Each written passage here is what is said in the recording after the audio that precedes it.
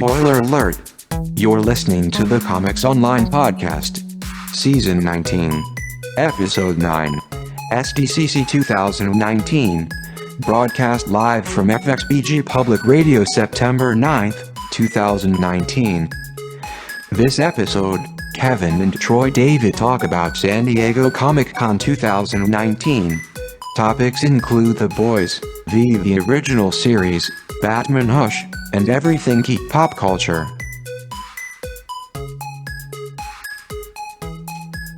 Roll into that intro music. The rap theme. Lion roareth, and when he cried, 7 thunders uttered their voice. Converting earthly language into thrust. As you kneel before Aizawa, Legend of Zelda's turn to dust. Podcasting from the future like your time was dead and gone. And we rock the best site like comicsonline.com. Level 12 cybernetics, vibranium power acts. You communicate with snail mail while we wireless adapt. We are more than ECIs, we just tend to blow your spot. You're a copy of better tech like your name was GoBots. You hoping for iTunes, but little new snail mail while we wireless adapt. Leaders like Serpentor on his throne. Written by Stan the Man, don't you ever try to serve thee. New guys of this book like we were drawn by Jack Kirby. Hunger like Sinistar, consumer culture then Galactus. Final Fantasy domination with our super geeky tactics. From the days of Marconi to Buff and Loud Investment City. You can hear us on every radio, so hit it by city. From leaping tall buildings to going off like gamma bombs. Switch your internet browser to comicsonline.com. Hello again, and welcome to the Comics Online Podcast, Season 19, Episode 9. I'm your host, Kevin Ghostwan, and with me today, as usual, is my co-host, Troy David Phillips, the man, the myth, the legend of Woodbridge, and really the entire DMV area. Let's be fair, folks. He's a legend all over this region. The Department of Motor Vehicles? Yeah. That is to say, D.C., Maryland, and Virginia area. For those of you who are not from this area, they call it that, and I think it's comparing the traffic of the area, the physical traffic on the freeways to the waiting in line at the DMV, wouldn't you say? Oh God, I hope not. It's about the same, I think. So this episode, we're back again. We're back here again at FXBG Public Radio in the wild woods of Fredericksburg, Virginia. It's actually a beautiful area. Unfortunately, a little bit far from town, but other than that, kind of nice and actually affordable for the whole DMV area. Anyway, we're here with EK the DJ. Hello. Eric, once again, and by the way, I wanted to let you know. So this episode, we're talking San Diego Comic-Con 2019. I would have had Matt Cernacker on, but I guess he's out of the country. He got married or something? Like a whole getting married thing, people want to leave the country when they get married because reasons. I don't know. Because their marital coitus will be so loud. See, I'm going there already, and we just barely started, Troy. Maybe that's why Matt wasn't here tonight. Marital coitus will be so loud. Maybe everyone Matt in the country will hear it. That doesn't sound like Matt at all. I just never mind. Anyhow, so stop imagining Matt Cernacker. Listen, we're very close. Everyone has always called him my other girlfriend, like my ex-wife, any girlfriend that I've ever had. He's my other girlfriend. So, and I told his wife this, ahead of time, before they got married. But anyway, they were just married. The weekend before last in San Diego. So I was in San Diego for Comic-Con, came back here, and then went back again because I was trying to stop the wedding because I love Matt too much. I think that's what it was. He tried to stop the world. Matt would not melt with him. No. But anyway, instead I went to the wedding with my sister, who was a fantastic wedding date. If you ever get a chance to go to a wedding with Jessica Ghostwan, do it because she's the best. Anyway, we're going to talk about San Diego Comic-Con. The first thing I'm going to even stand up here a little bit. This is me just bring that. Hello. This is our Comic-Con 2019 shirt for this year. Stan Lee. You might recognize this man a little bit here. Whoa, we're zooming in on his face.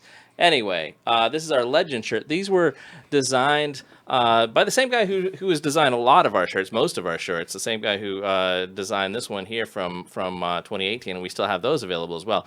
And these are all available for you in whatever size you like. $20 if you know me, or $25 if I've got to put it in the mail. Yeah, know me and also are local, because otherwise it doesn't matter. We are going to do a second batch of them because the first batch was really short because money. But we're going to do a second batch of them, and once we have some more orders, we're going to go and ship those out. This is like the best shirt I think we've ever had. I mean, the Thanos one was pretty fantastic, but and then the Godzilla one, what was it? Godzilla was the year before, so it was 2017. Yeah, the white Godzilla one was 2017. The black Godzilla one was 2011. And George also did 2009 with like a mecha thing in the San Diego trolley. Anyway, we in the future may be able to do more than one design now that we've got a kind of a different setup printing wise. So we might be able to return to some old designs, like the Brian Hurt design was amazing. Anyway, this is what's going on now. This is designed by George Jones, who you don't know that name really well, but you have seen his work. He and his company do designs.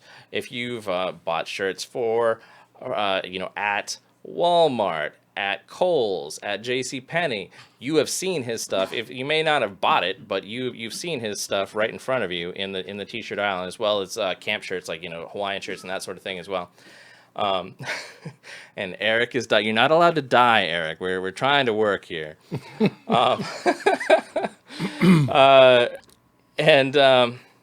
Thanks, Kareen. I appreciate it. Yeah, it's a dope shirt. I love it. By the way, you can interact with us on the Comics Online Facebook. I'm paying attention to that one, the Flashback Comics one. Tim Wilson is here on the Flashback one. Oh, wow. Anyway, and then we are also live on the YouTubes, but we are not going to pay attention to those until later as far as live commenting. So the live commenting, stick to Facebook. Anyway, so let me know. Just give some comments and contact us via the Facebook Messenger if you are indeed interested in the legend. You can dress. You have to mute that, Holmes. If you want to dress like a legend, or just sit next to one like I am, because I'm here with Troy David Phillips. Troy, what's going on with Flashback Comics in Woodbridge, Virginia these days? Well, funny you should ask that question when just tomorrow we're going to be doing the top 5 live show. So, well, again, it seems like we do that every week. Every single week, yes, indeed. So yeah, I mean, it'll be business as usual. We'll be right at it tomorrow. I thought we were going to get right into this SDCC part of the show. Oh, well, we got to do a little banter, right? You and I, we can't not do banter. Let's see what we got here. I'm going to go through things, and then you can stop me when you find something interesting, and we can talk about, a little bit more of what was going on at that time. So let's see. Let's go back. How far are we going to go back? Way back. And it goes a little something like this. So we get there, and on preview night, Amazon Prime had an activation preview for press, and luckily, Caitlin and I were able to go and enjoy this press access. It was fantastic. So we had, so Amazon Prime was debuting 2 different new shows, and was also pimping another one, the sci-fi one. I don't remember. The Expanse. Didn't even go into it. I'm sure it was wonderful. But the two new shows, The Boys, had, after seeing the show, this had the most perfect, and I gotta really give these guys a ton of credit. This activation, as they call them, is a stupid marketing word. I'm sorry, activation is a stupid marketing word. But this activation, this experience, I would call it an experience, of going in and momentarily becoming a part of the world of The Boys. We might have to do something different so I'm able to face Troy better, because otherwise I'm just looking at him. Oh, look, there he is. Yep, look, there I am, right There he there. is behind me.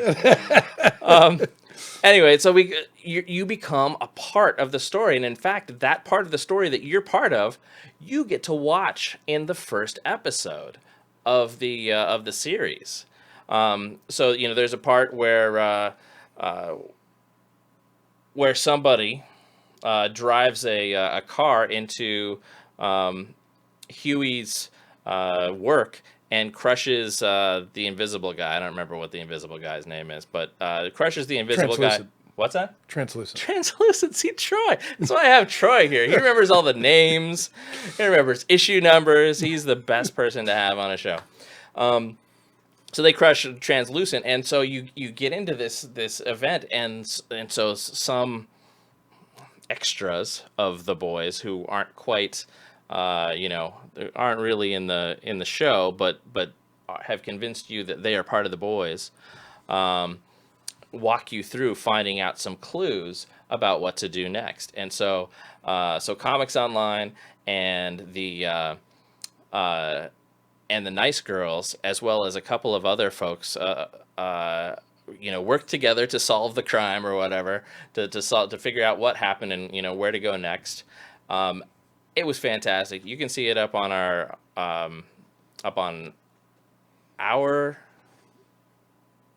gosh, where did it go? It's not on YouTube. It's on Facebook, and I think it's also on Instagram. Anyway, and also on Nice Girls.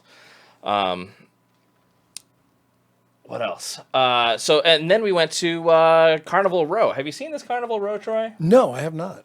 So imagine you've got Legolas, but he's not real. He's not an elf. He's a human, or at least that's what we think he is. Spoilers. And Orlando Bloom, that is not Legolas. Orlando Bloom, and we've got a nice little fairy character, and there's a war. Pay attention at the very beginning, because they spell it out in words, and I guess I was getting a drink or something like that at the beginning of it, and I missed the whole, and I'm like, wait, why are they at war? What happened? But in the first 2 minutes, you'll find out how the world got this way. It is a non-Earth world. There's warring humans and warring fairy folk. I'm about halfway through it, and so far it's pretty fantastic. Amazon seems to kill it on everything. So, What's that one called again? that one is called Carnival Row. Not Carnival Row? Am I getting it wrong? Carnival Row? Carnival Row? Yeah. There you go. Which refers to the kind of street fair in the main human town, where all of the fairy folk live and ply their wares. That activation was also fantastic. We got a feeling of how the humans hate the Critch, which is short and rude for creatures, which is anybody who is a fairy or a faun or whatever, any non-human. And then we are secreted into the Speakeasy, which is also a brothel.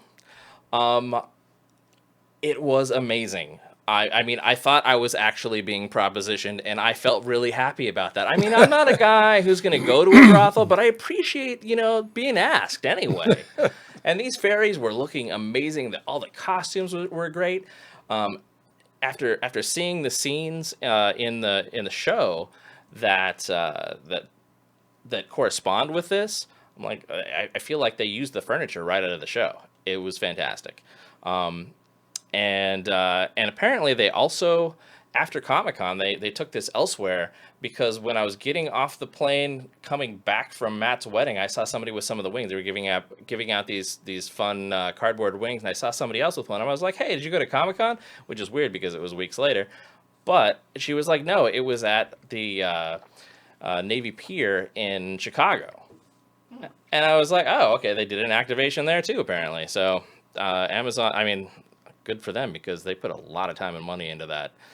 So it's good for them that they continued on. Anyway, so they had those three things. They really talked it up. They had Carl's Jr. out there, which for those people on the East Coast is Hardee's. Only imagine if Hardee's food was good. That's Carl's Jr. Hardee's food is good. It's the same company, but the menu is terrible out here. On the West, in the West, Carl's Jr. Totally edible. Here, it's like, what are you doing?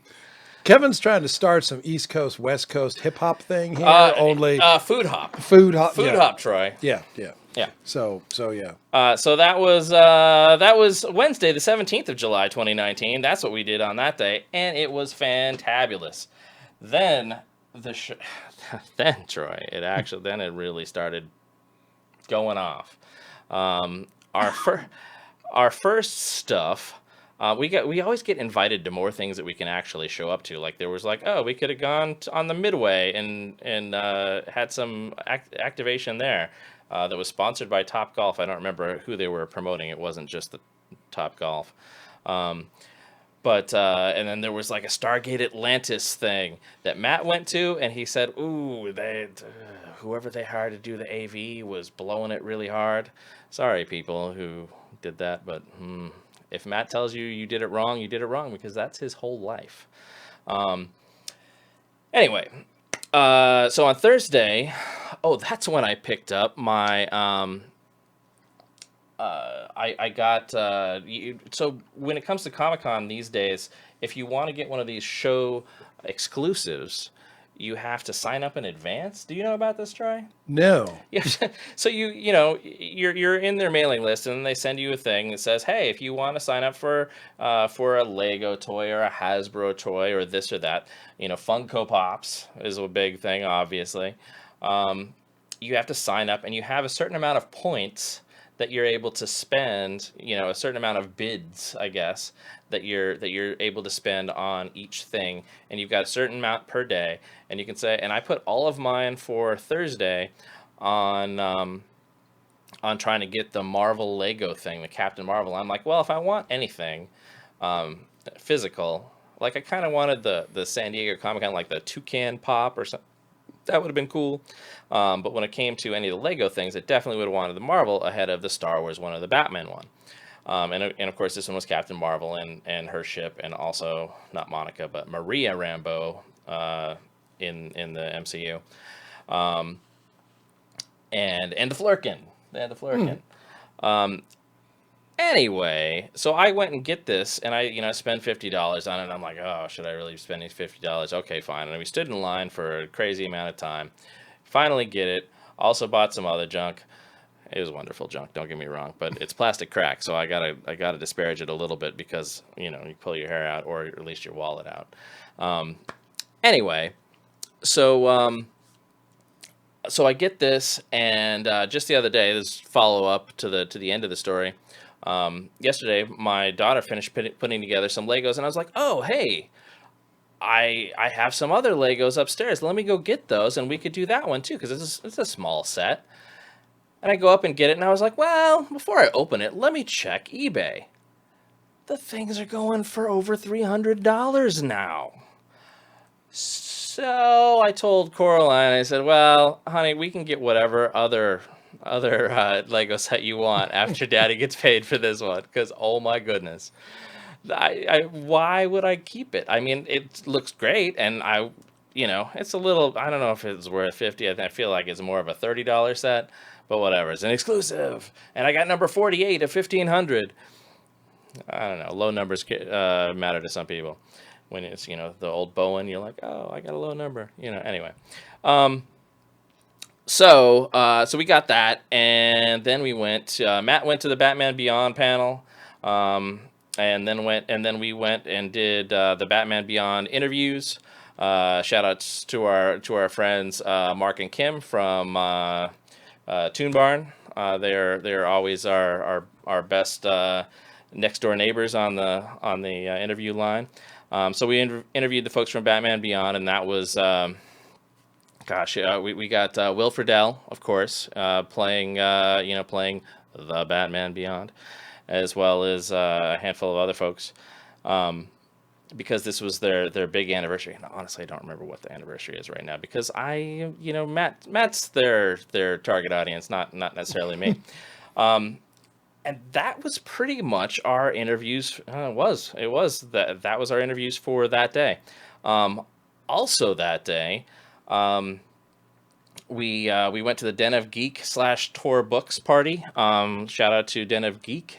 They put together a really impressive party because, they put out one magazine a year, and obviously they must be doing something right because they're able to, put together a really nice party at a really nice location.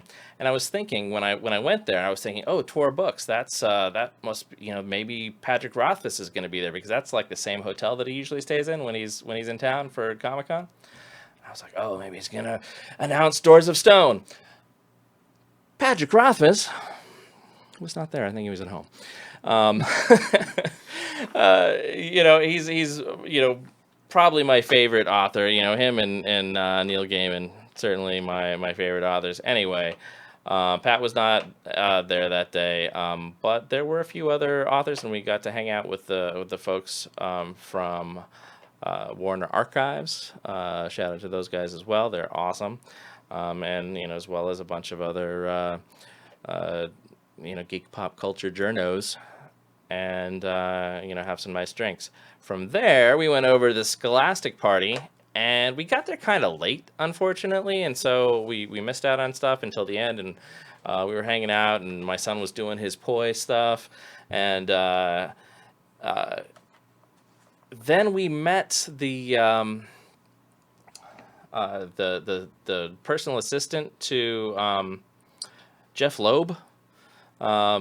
I don't remember his name at the moment because he never got back to us. I gave him my card, but we met him, and we met one of the people from the Marvel booth, and we were hanging out with them for a while and tried to get into we tried to get into the Hodor rave.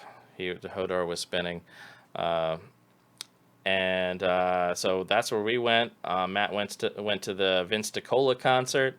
Vince DiCola, you will remember from, he was the guy who did the soundtrack to the Transformers movie, and his style is, if you ever notice how some artists, they changed their style. I'm like, Metallica got to the Black Album, and then I was like, all the rest of it, I'm done. They've changed their style. I don't love it anymore. Yes, that's true. I don't care. I don't care for any of the further stuff, and I'm getting frowned at from across the room. Vince DiCola, he is, if you're a fan of his style, you're going to be happy with his new stuff because it sounds like the old stuff. He's not changed his style at all, and it's that perfect, mid '80s hair rock. You're gonna love it if you enjoy that style. Anyway, I didn't see him this year. I saw him last year because Matt's band actually opened for him last year. But he didn't have the full band available, so he didn't get to take advantage of that again. So on Friday the 19th, I'm just going to roll through this, Troy. And by the way, please do interrupt me when I get to some of these things. And the first video, hint, is coming up shortly. We're going to do the 2V videos, but before that. Yeah, Matt did an interview with Austin St. John, so you can check that out. That is to say, the original Red Power Ranger. Had a nice interview with him once again, on the floor, I believe, somewhere. But then I got, once in a while, Troy, we get these interview opportunities, like, suddenly we're interviewing Stan Lee or something. And often it's without a whole lot of preparation. This one we had a little bit of preparation, but like I still wasn't fully prepared. Like if I'd have had weeks to prepare for this, I feel like I could have done a better job. But we got invited by Warner Archives to talk to Kenneth Johnson and Mark Singer from V, and let's get those videos right now.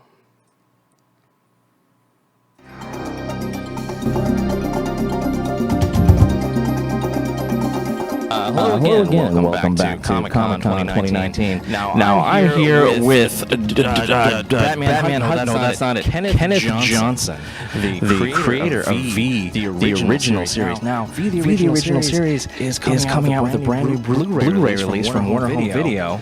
And 35 years later, this is my 35th Comic-Con in a row. So V and I have been walking Comic-Con ever since, because it's really never gone away as a fandom. How has that evolved for you? It's terrific because particularly with the advent of the internet. Because when I did the DVD release, I put an email address on it where people could write if they had comments or questions. Beware what you wish for, right? Thousands of them from all over the world. Interestingly, as many from females as males. That's one of the things about my work. It's always drawn in a large female audience, I think, because I've always been more interested in relationships than just blowing things up in spaceships, and that sort of thing. We like the spaceships and the aliens too. I do too, and that's a great way to grab an audience and then pull them in so that you can tell the story that you want to tell, which is really a story about power and how people respond to power, and how some of them will suck up to it, some of them will try to keep their heads down and say they won't shoot me, and then others will say, no, we have to fight back because the power is being abused. And it's the story about you've got to be so careful about being drawn in by the big lies which get told by our visitor friends, and how the press is just diminished until maybe there's only one voice that's telling you the truth, like North Korea, Russia, and a few other places, where if you speak against the dear leader, if you don't say nice things, you get killed. Right. Yeah. So when it comes to the Blu-ray release, how does that change? Do we have any extras or anything like that are different now? No, there are no new extras on it, except the quality of the is just astonishing. It's a really big deal because the Warner Archive people have been so meticulous in really going back to the original interpositive and cleaning it all up and scanning it, and it was just really an immaculate job, and it looks better than it ever has. And the stuff that was on the original DVD, my commentary and the email address, is still there. So I hope to get more input from my fans around the world. Well, thank you for making us think and scaring us for 35 years. Good to meet you, sir. All right.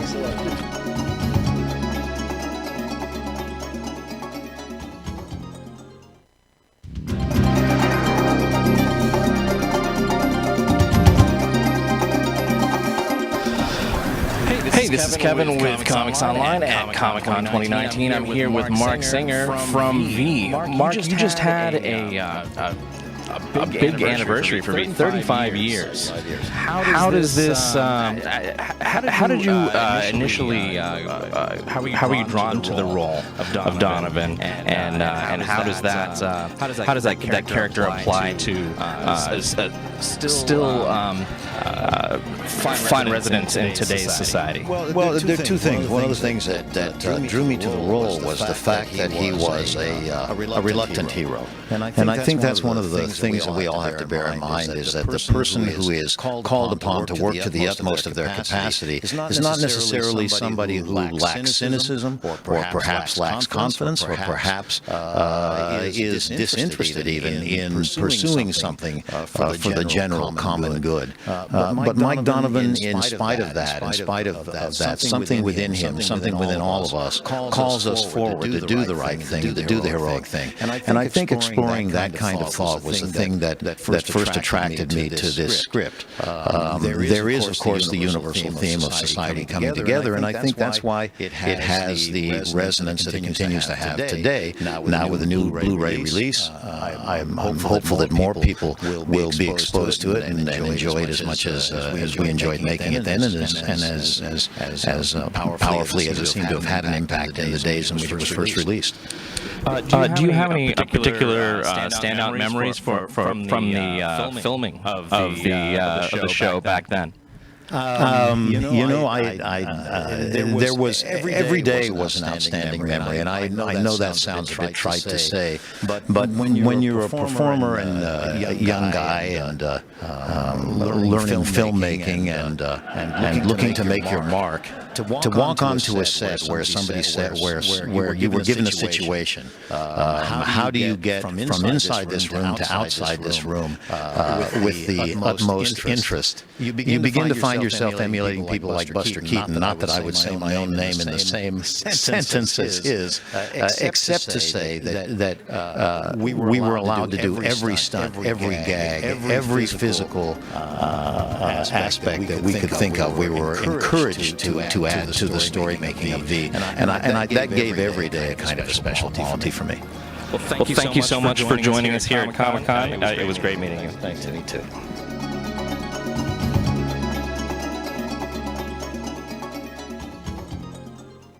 So that was some good stuff, huh, Troy? Yeah, definitely. I was a fan of the original series when it originally aired. I would have, had I been there, had I had the opportunity to meet Mr. Singer. I'd actually, there was an episode where Mark Singer and Michael Ironside were contesting. They butted heads frequently on how best to perpetuate this rebellion. And they had a knockdown, drag-out brawl. I mean, they were like sprawled across the hood of a car, slugging into each other. And it was realistic as fights go. I mean, you're seeing these two heroes, these two larger-than-life guys, really. Yeah. But it wasn't like a Jean-Claude Van Damme kind of, or a Steven Seagal even kind of. It was dirty and unrefined, like people would actually fight. I mean, something unrehearsed. And I would have loved to have talked to them. Yeah, of course I love fight sports and fight scenes in movies, and that level of action. And I would have, and certainly Mark Singer really sold it at the time. And then, having, if ever, to meet Michael Ironside, that would also be great. That would be nice. Back in the day, back in the early days of Comics Online, going and interviewing people, we were supposed to interview Robert Englund I think it was, there was some horror TV. Carl Madsen's probably watching this later and going, "You can't. Why do you not remember this?" Because the interview didn't go off, and we eventually just gave up and left. It was sad. The publicity folks have gotten their acts together quite a bit more in modern Comic-Con, so that sort of thing doesn't happen anymore. But it would have been nice to talk with him about V, frankly. Yeah. He was my favorite character. He was the rebel within their ranks, and the maybe disabled guy who was friendly to the humans. I mean, but let's be honest. Really, we all want to talk to Diana. Yeah, that's true. That's true. I own a poster of Diana. Do you really? Yes, she's in the V costume. Oh wow! She's holding the rifle type. She's in her full outfit. And you still have that today? I own that poster to this day. Wow. Yes. That you are special, Troy. Okay. Well, hey, I kind of can't blame you, and that's the heck of a collectible today. Well, yeah, certainly. I'll trade you for a Lego set. I'll tell you what. The V poster and my Mad Max Beyond Thunderdome. Wow. Wait, hold on. He might be talking now. I'd have to pull that down off of eBay and get some posters. Anyway. So Kevin's scrolling through to get to the next thing here. Right. So, and Enos says, "What's up?" Hey, Enos. Was that Jane Badler's character? Says Enos. or ask Enos. Was it the character you mentioned? Diana? Diana. Oh. Yeah, I couldn't remember the actress's name was Me neither. yeah. But yeah, it was the main woman. Yeah. Yeah, that thick, sexy, dark hair. Those powerfully striking, penetrating eyes. She had that RBF sort of, just sometimes it was like this disassociated ennui, like I am so bored with everyone around me, and sometimes it was like this just intense look of I am surrounded with idiots. I'm going to rip somebody's face off and get everybody else's attention. She had a variety of looks.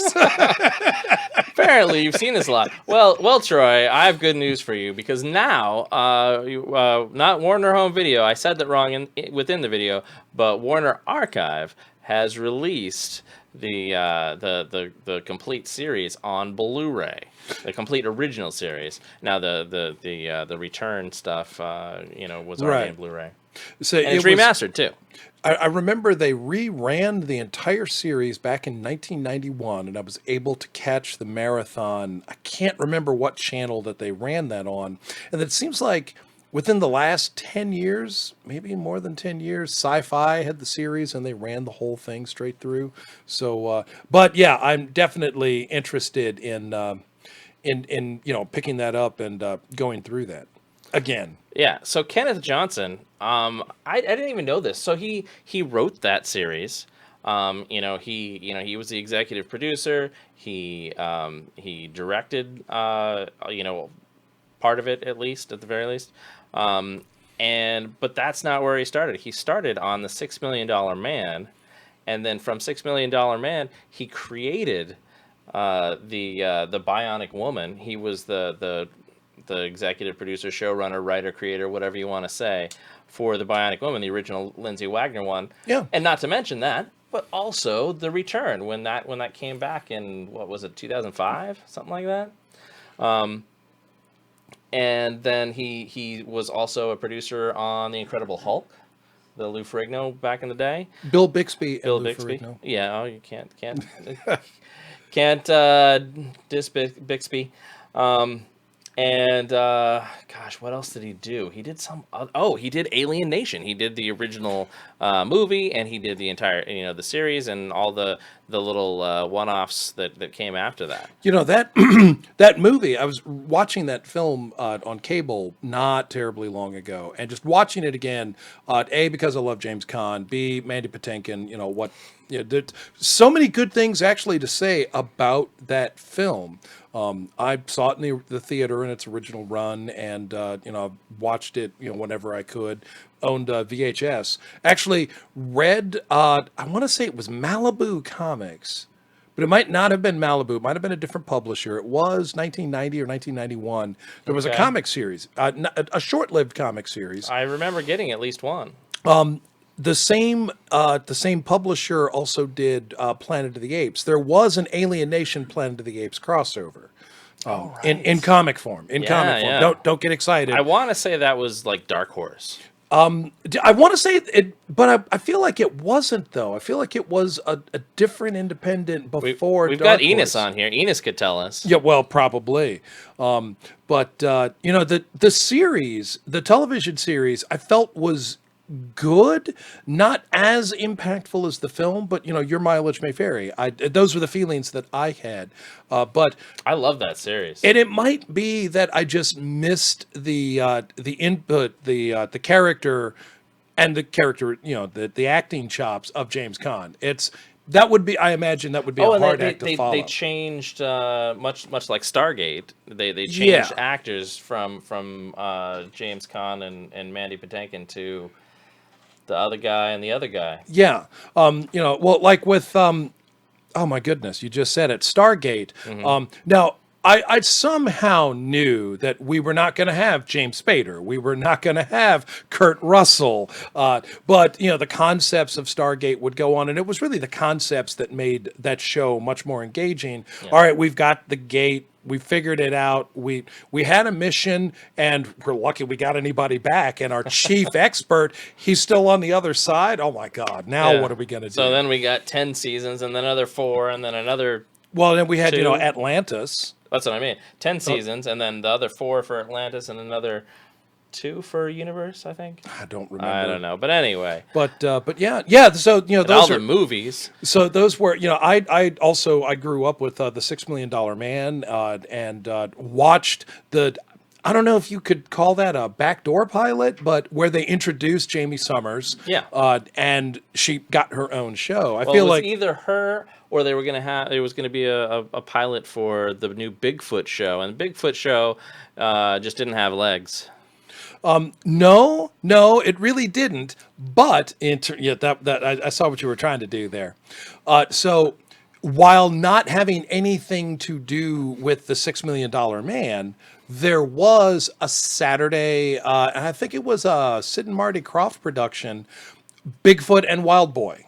Yeah. Oh my gosh, you're right. And it was not Andre the Giant, but they had a Sasquatch, and they had, half-hour long Saturday morning kid-friendly adventures. And it was during the time I had a Sasquatch before, but then we broke up. Oh my goodness! I bet you think this song is about you, don't you? There are clouds in his coffee. I apologize, but yeah, the Bionic Woman. I remember Jamie Summers rejecting her bionic implants, and then they were able to fix that and get her back. Get that whole thing going again. That was a good show. Most of both of those shows, more of it was good than not. There were episodes that weren't that great. Certainly, if you go back and watch them today, they date themselves. They very much date themselves to the 1970s. Yeah. And they not only in terms of the fashion, but in the way that the narrative is done, the way the story is told. These shows don't predicate on the kind of exposition and procedural nature that shows like this would take on today. The procedural nature of the espionage missions that kind of set up, more like when I say procedural, think more like NCIS, any of the NCISs. Think along the lines of, what am I thinking of? Not...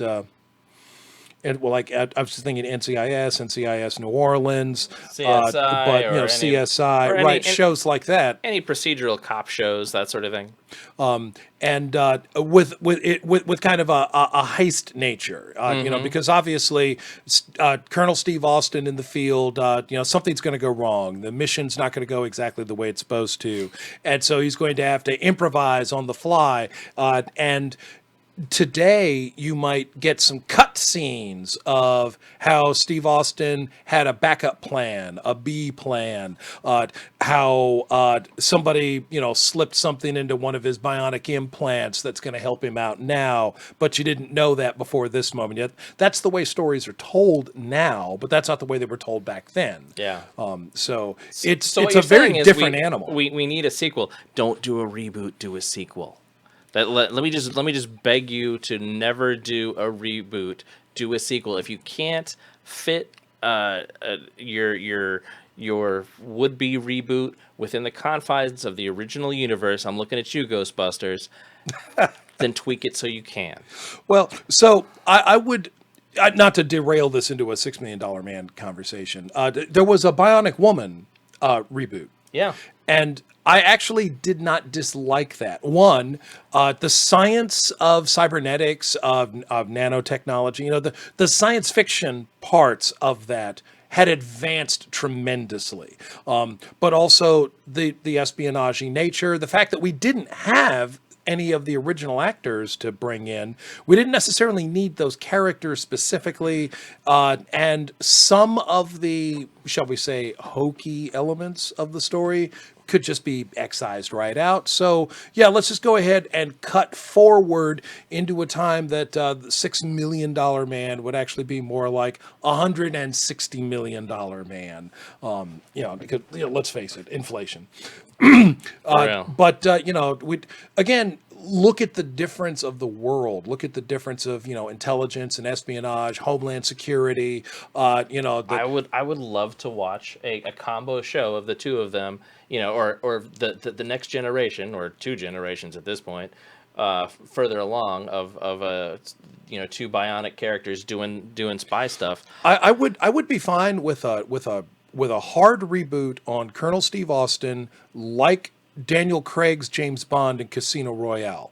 Take it seriously, modernize it, keep the core concept, but move it into the 21st century. Move it away from science that we didn't really understand very well back then into science that we understand much better now. Okay.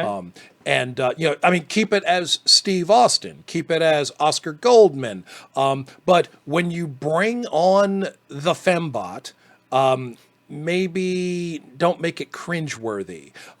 When you do that's for sure. Yeah, whenever you take any of those old concepts, the concepts are good, but the execution sometimes can be very cringeworthy. And 1970s television, to please network executives, this is not a slam at the writers per se, but in order to please your executives, in order to please your producers, in order to please your advertisers, in order to get revenue, you might not treat all of your characters very well. You might not treat your female characters or your minority characters, minor characters.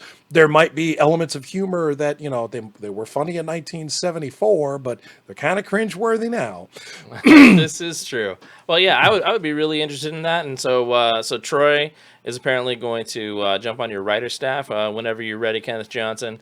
We've got an excellent writer here, and he'll keep your continuity together. I will be happy to be a sounding board, and I have no problem taking constructive criticism. So when you tell me that an idea absolutely stinks on ice, I'm pretty thick-skinned about that. I'm good. There you go. Just go ahead and say that. There you go. Stealing pile of dog crap, Troy David. Okay, all right, let's take it from the top. There we go. So after that, on that same day, so we're still on Friday the 19th. We're still on Friday the 19th. Friday the 19th. So after that, Matt went out to speak with the Jake Sisko, and what was the kid Ferengi's name? Nog. So the actors who played the two of them, and sorry if you're watching this later, because of course they're friends with Matt now. I'm serious. This is how it works in our world. I forget your names. But anyway, he went off to do that. He went and had a lunch with them, and you can watch this 20-minute interview, and you think, 20-minute interview. I like 2-minute interviews. If you're a Trek person, particularly if you're a DS9 person, start it out, give it a little second, and if you like it, the 20 minutes will be over, and you'll be like, oh man, I wish this were an hour. That's how I thought about it. It was really engaging, and it was the two of them and a couple of the producers there as well. At least one of which you will recognize from being on a bazillion Star Trek projects. Okay, and where I went, along with Minda and Caitlin, we went to the Boys press conference, and then the Boys press room, where I did stand up with the boys, and I had a little bit of preconceived notions, and so maybe Eric can run that right now from the Kevin Goswan. Yeah, there you go. Here it comes. Hello again, and welcome back to Comic-Con 2019, the 50th anniversary of Comic-Con, and the first time you'll ever see the boys on Amazon is coming next week. It's amazing, and we're about to show you all of the interviews that we could possibly get. We got Carl Urban first. It was an accident, I realize. We're not in tight with Amazon like that yet. Other people love us, but we got to grow on people. You know what I'm saying? Anyway, the boys is awesome. Crazy crazy. Look at that guy, Baby Huey. It's not who you think. It's a different actor because Simon Pegg is a bit older than a young kid these days, and so I guess it makes sense. I mean, we wanted Simon Pegg, right? We didn't get him. Anyway, boys, dirty, swearing, lots of blood and guts and just awful things happening.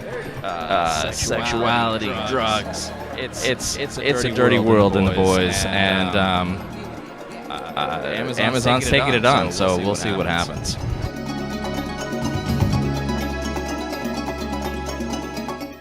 So that was my thing, and as you saw, Carl Urban walked behind me, and did you notice my shirt and Carl Urban's shirt? And then also the actor playing Huey. Let's play Carl Urban, and you can see that we're like matched up. It's like we were dressing in the same in the same hotel room earlier that day.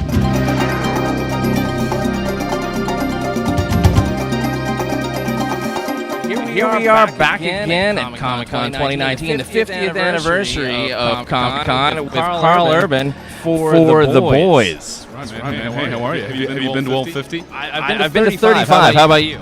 I think this is about my fifth or sixth. Yeah. I know you've been here for a while. All that Star Trek and everything. Never came here because movies were always released about around May. So I thought you were out in the park doing the. Yes, there was that. Sorry. We're here. That was 2 years ago. That's forgettable. But The Boys. Here you. Not have seen it. Yeah. How does your version of this character differ from the comic books? Oh, that's a great question. Listen, I think there's actually many differences. The comic book provides a fundamental skeleton or framework, if you will. But Eric Kripke, our showrunner and head writer, it's taken the basic concept of that and then obviously translated it to fit a different medium.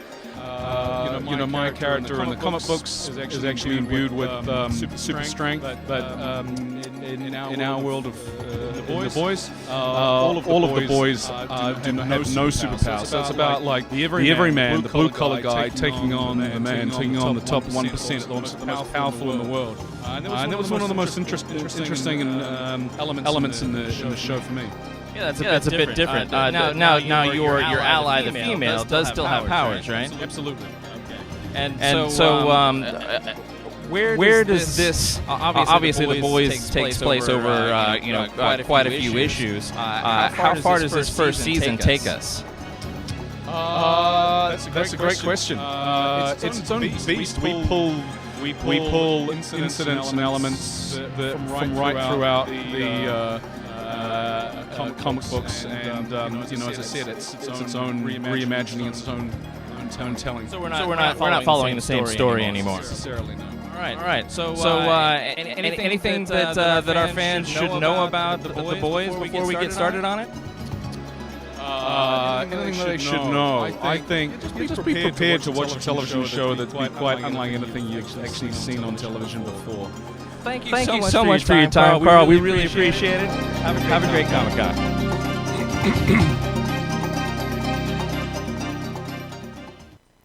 All right, and then so clearly, he's got great style because he's wearing almost the same shirt as me. I need to get him a Comics Online lanyard. I'll give him that next year. And then so we spoke with a bunch of the boys, and so you want to see some of these? Let's go and talk with the female, Karen.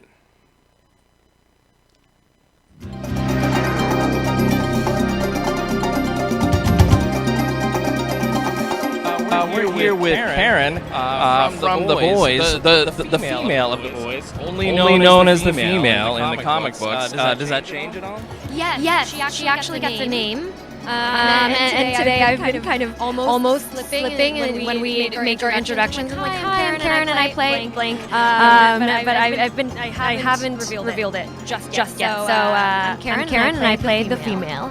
Excellent. So in the comics, the female is very hyper-violent. In fact, in even a violent show or comic book, most of her violence takes place off screen. Is that still the case?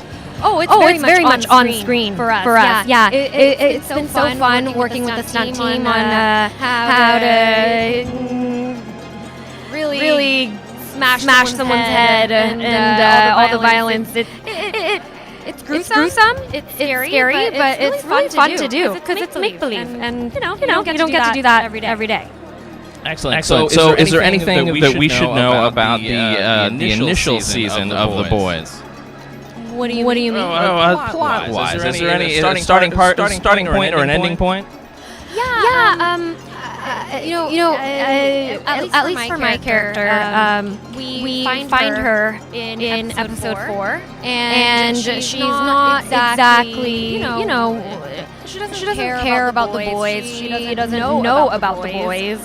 She only has her struggles and her own agenda going on, and then you'll get to watch, but she finds herself in a situation where she needs the boys and they need her. So in season 1, she goes through an arc of kind of finding her own place within the boys and a true family. Kind of dysfunctional family. Well, Eric Kripke earlier said that this had a little bit of an underlying family thing. So we're looking forward to seeing you join that family on the 26th on Amazon Prime. So nice to meet you, Karen.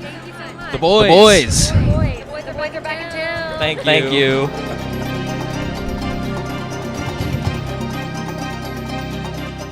Doesn't she seem sweet, Troy? Yeah, absolutely. She seemed like she'd be an awesome person. She's terrifying in that show, and perfectly and exactly perfect for the role in that case. Have you seen it? I haven't finished the first season. I've seen some episodes of it, and I sort of refreshed a little bit some of the in-trade paperback. I wasn't 100% sure if I was going to try to read the entire series. It's 72 issues. That's long. It's it's the main series in single issue format. There was a limited series called Herogasm and a limited series that was also associated, Butcher Baker Candlestick Maker. Now, I believe the trade paperbacks splice those into their proper place that it's 12 volumes of the standard trade paperback. They're about to, if they haven't already, release the 4th volume of the more complete omnibus type. Oh, nice. So, like Carl Urban was saying, Billy Butcher in the comic itself does have superhuman strength. The boys were most definitely the wet works, the black bag, the secret special ops to counterbalance the heroes. When the quote unquote heroes, air quotes, it's a Garth Ennis story. Now that's something that wasn't really talked much about here, was the original source material, where that came from. We should probably actually talk about some of that. My particular roadblock is that I've read some of the original series, but not the entire thing all the way through. I've seen some episodes, but not the entire first season. But I'm definitely familiar with Garth Ennis sensibilities and other story types. So I had some, not really preconceived notions, but I had some idea of where this came from and where it was ultimately going to go. Different from other Garth Ennis works, but with some of the standard Garth Ennis trappings. You've read Garth Ennis stuff, so you know what I'm talking about. Certainly. When it comes to that dirty world, the kind of gritty, even ultra gritty might not be unfair. I mean, this is for this one certainly. If you've ever read like the Western Streets of Glory, or if you've read Garth Ennis's war stories, didn't he write some Avatar stuff as well? Yes, actually, Garth Ennis's war stories were by Avatar, and Streets of Glory was published by Avatar. He did The Punisher. He did that celebrated run of Marvel Max Punisher for Marvel. Punisher. Born, I believe it was a limited series called Born, and it's Frank Castle sort of taking on the PTSD that would crystallize as the Punisher much later in his life. So for Vertigo, he did some Hellblazer? Yeah. He did Preacher. No. But I mean, not in a big, but like little tiny arcs, right? Possibly. Because I didn't. Maybe.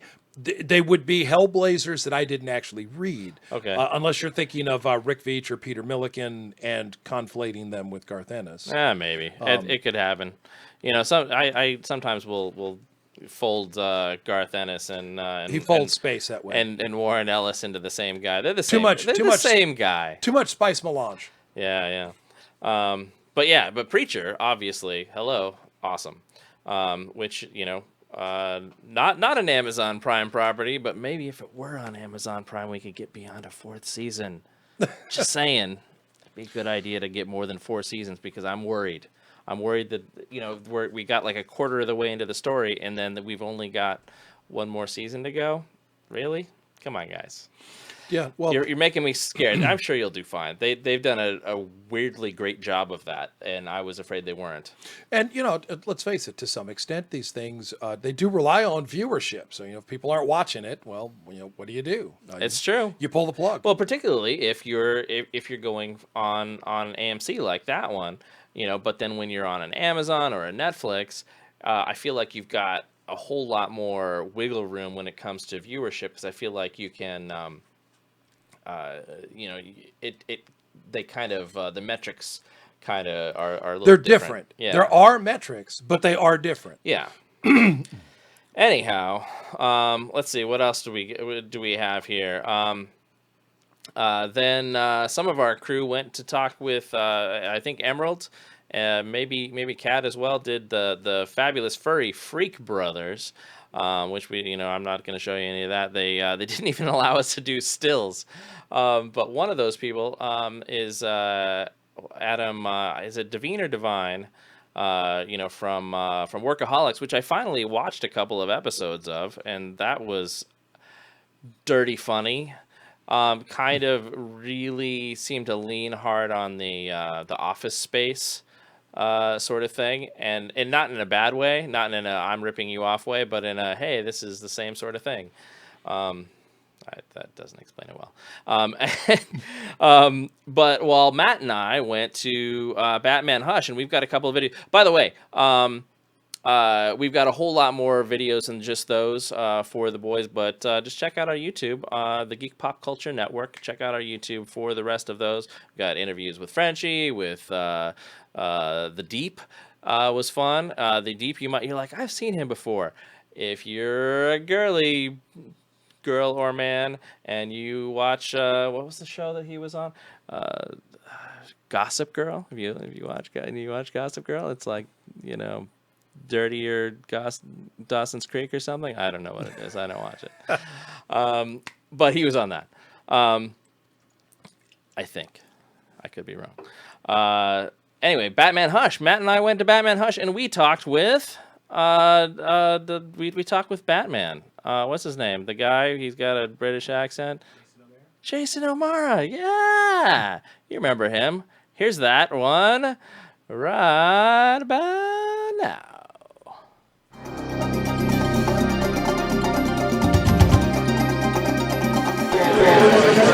It feels like we're always talking about Batman with you. Yeah, it's okay with me. Good problem to have, right? It's a very good problem to have. So Batman Hush, obviously a big one. So this specific story holds a lot of emotion for Batman. There's a lot of personal stakes in it. Can you talk about your take on Batman Hush? Well, look, I think any time you're dealing with the classic Batman villains, any time you're dealing with a master manipulator, arch villain like Hush, and any time you're dealing with Batman's childhood, friends from his childhood, getting a little bit more, another piece of the puzzle, and obviously also that he falls in love in this story. There's just so many important Batman things that happen that it's kind of become this modern classic, this iconic moment in the Batman lexicon. So for me, it feels like a sort of a culmination of the work I've done in the last. This is like my 10th movie. Wow, is it 10 by this point? Yeah. Voicing Batman, and so I feel like I've earned sort of this juicy storyline for him, where his back is really up against the wall, and he has to dig really deep in order to not just figure out what's going on, but to stay alive and to keep his loved ones alive. I mean, everybody's in jeopardy here.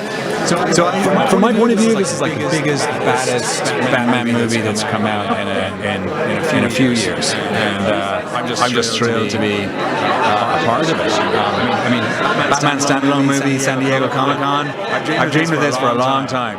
And it's also interesting because there's such a psychological component with this story where Batman's villains are really at their worst, and it's almost his entire rogues gallery coming after him.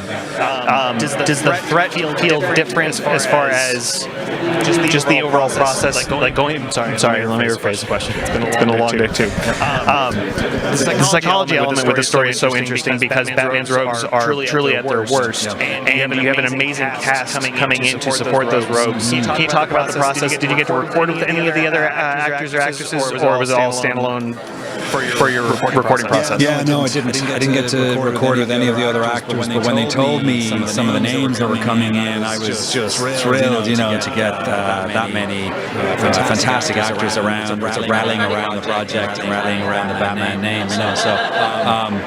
I was really thrilled. Quite a few of us are here today, which is great. Like we get to hang out and talk about what our experience was like. But no, it just doesn't work like that. We don't get to record together, schedules and what have you, and it's just not really part of the process in these movies. So when you're that affects how you record and your approach to it. And so a lot of time you want to give not just good choices but good options that they can use when they start to bring in the other actors and they start to animate it and change the blocking and having every scene. So you have to use, what I really like about this process is you have to use your imagination a lot, because I don't know what the end result of the film is. It hasn't been made when I go in and voice it. I don't know what the other performances would be like because they haven't recorded those either. So obviously for a Batman standalone movie like this, I'm in there for quite a few hours, and it's intense work, and obviously it matters very much to me that I get it right. It matters to the fans. So you just try to bring your A game and serve the character. This is all about, and do the best job you can. Well, congratulations on Batman number 10 for you. Hopefully, many more to come. So always a pleasure, sir. Thank you.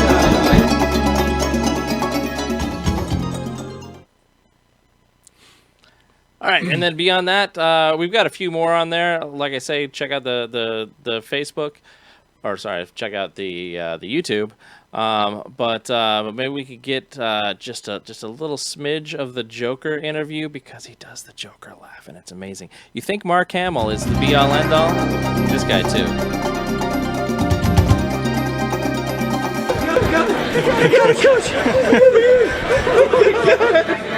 So your Comic-Con, you're kind of losing it a little bit. So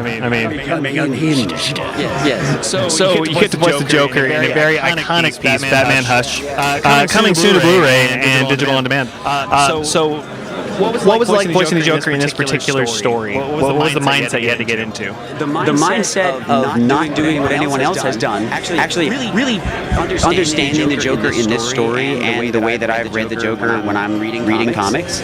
It's unique to me. I've never heard anybody approach it quite that way. It sounds similar to some other things, but not really. It's just a unique way for me for the Joker to sound, and I've always wanted to just put it out there for people and fans, and I got a chance. And in Batman Hush, which is an incredible story to begin with, so I'm super grateful. Were you familiar with this particular story prior to? Yeah. I mean, like I didn't sit there and study every page and know every turn and everything, but yeah, I understood what Hush was about, and I got to read it, and then when I heard I was going to get to do the story, I went through and I read it again, and I'm like picking up stuff that I didn't see before, like you do with a comic, So I'm again, the ability to be a part of this one is super special. So where did your Joker voice come from? What You mentioned the mindset is different from the approach. So what was that approach? Well, it's the bowels of my heart. It's mostly range. When I think about the Joker emotionally, he's everything from sort of being kind, and at one time you think, wait a minute, is he sort of being a nice guy here, to completely bloody psychopath, to completely funny, to completely sad, and you're just like, wait a minute, you can't get a bead on his mind. So I thought with the voice, wouldn't that be interesting to do something similar, so that you're playing the range. So you've got him really, really low, you've got his super high, you've got his whiskey laugh, his breathy stuff, and it's just kind of, you're just never sure what's in that mind. And the voice is telling you what's in the mind, and you're still not sure. So yeah, that was kind of it. That was kind of where it coming from, pretty much. The last very important question. Can we get your Joker laugh? Oh, I can. Quietly Joker laugh. Okay, well, there is no quiet Joker laugh. I mean, there is the quiet sort of.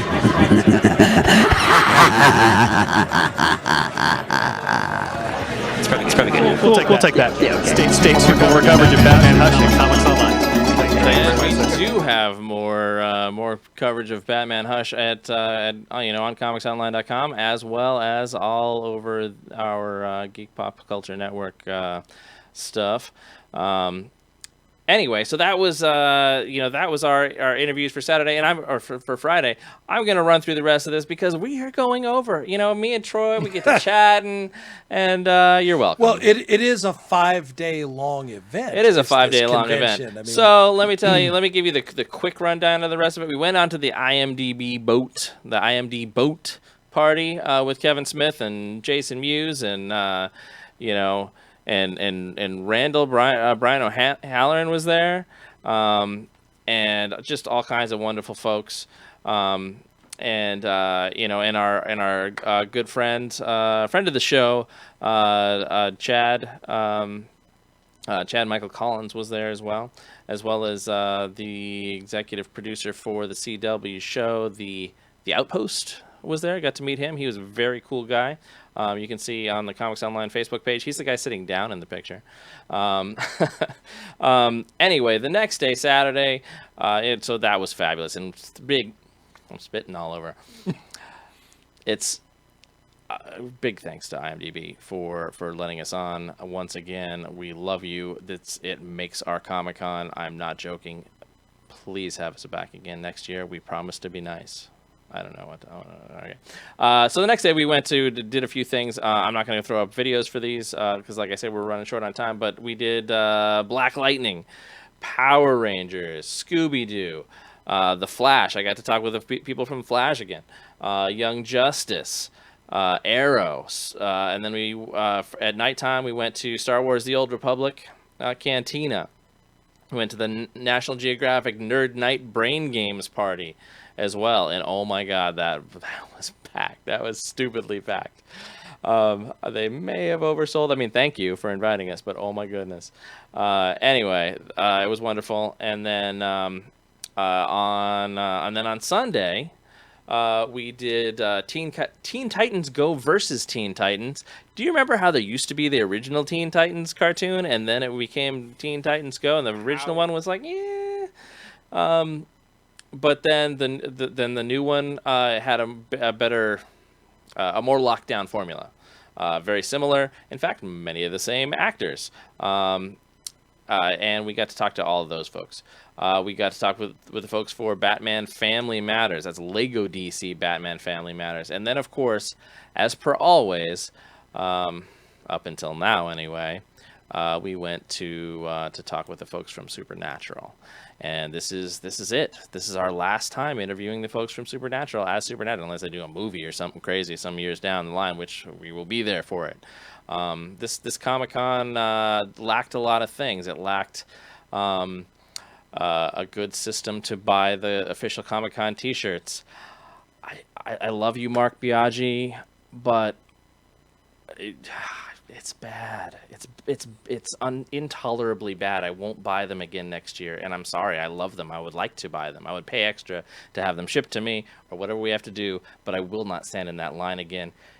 It was insane. It was not good. It was terrible. but the shirts were so good. They were so, and I wanted to get. Oh, I was torn. And the pins were great, and it's a 50th anniversary, and there were some other things that were weird. We were missing some of our key people. Even our friends were missing some of their key people.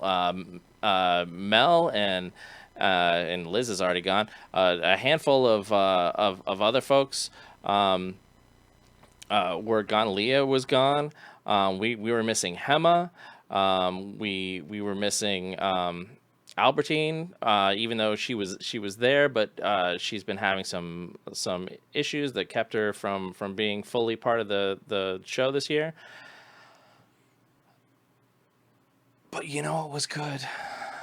We got to talk with Supernatural for the final time, and we will show you that soon. We'll do maybe a special episode of this for Supernatural because it's season 15. It's the final thing, and we got excellent interviews. I think every last one of them had wonderful, interesting things to say, and I think you're going to be happy. Like, even just like, I don't know who that producer is. I've never heard of that person. Watch them. They're fantastic, and I really look forward to putting those up for all of you guys. We were kind of waiting for some additional art from Warner Brothers, and once that is available, then we will put those up. Obviously, the show isn't restarted yet, so we're still in our comfort zone or whatever. We're still within our window.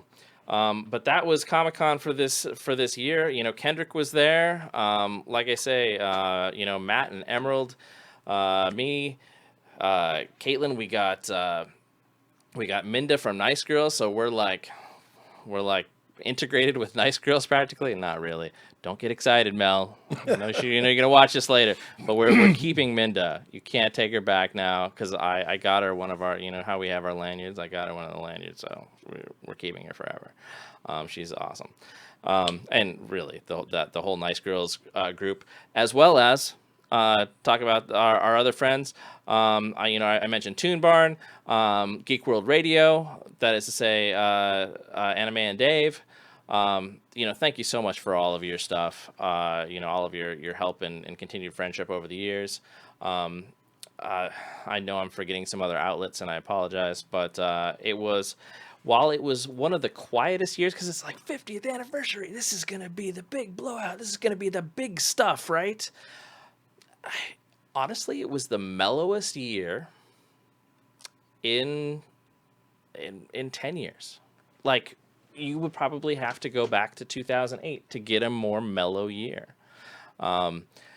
There were, like I say, some things were broken, and there's some things, not just the t-shirt thing. That was just because I can say, all right, I can point to this specifically. And don't get me wrong, they're fantastic people, and they're just overrun, and I don't know what you're going to do. But obviously, they're going to have to do something different going forward.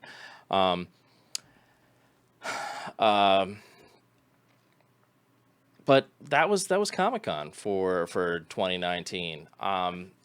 It's San Diego. It's my hometown. I got to eat, various burritos. I eventually finally got to Lolita's by the park. That's my secret spot. Don't go blowing up my spot when you go to San Diego Comic-Con. This is my spot. Or you can at least just save me a seat. Those are your two choices. I hope Troy will be able to actually join me someday. Lynn was there. Lynn was tooling around the city. Troy's wife was there. Where's Troy? Back at home. He's back at Flashback, holding down the fort, talking to you guys. What's up, Troy? Come on. You got to come out to Comic-Con some year. For that matter, once the kid's big, Eric's got to come out as well. But anyway, it's my favorite. It's my favorite event in my favorite city. This is my 35th in a row.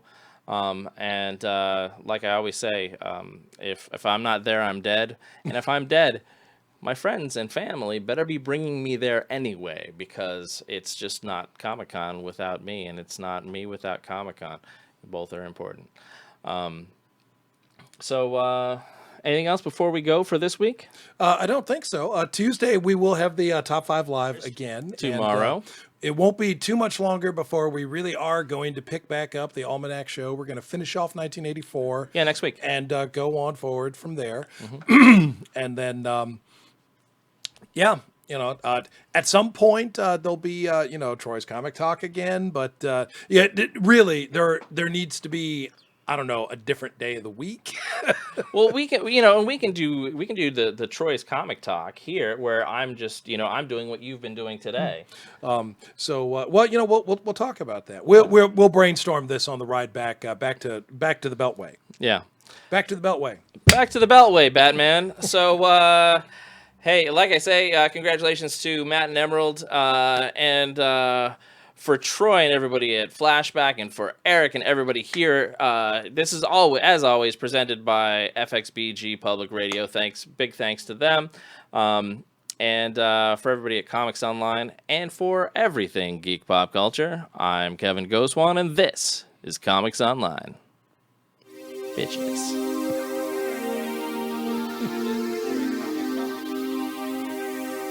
Kevin, you still have your monitoring swag. Swag. Back to the Beltway. Yeah. Swag. Back. Hey, Batman.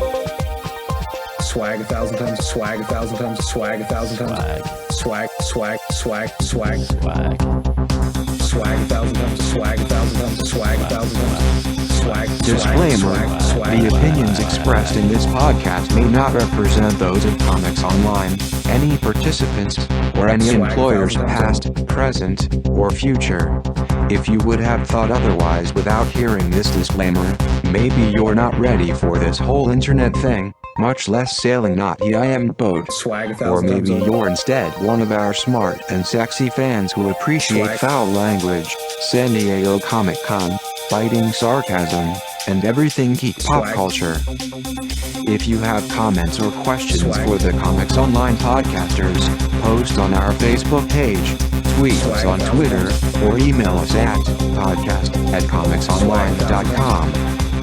All original material in this podcast copyright Comics Online. Swag. Swag. Swag. Swag. Swag 1,000 times over.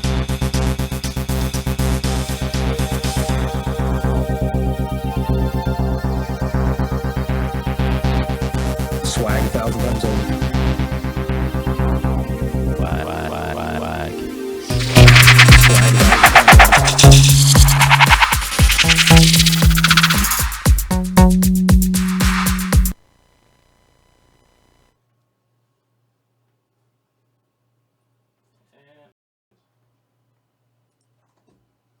Please rate your broadcasting experience.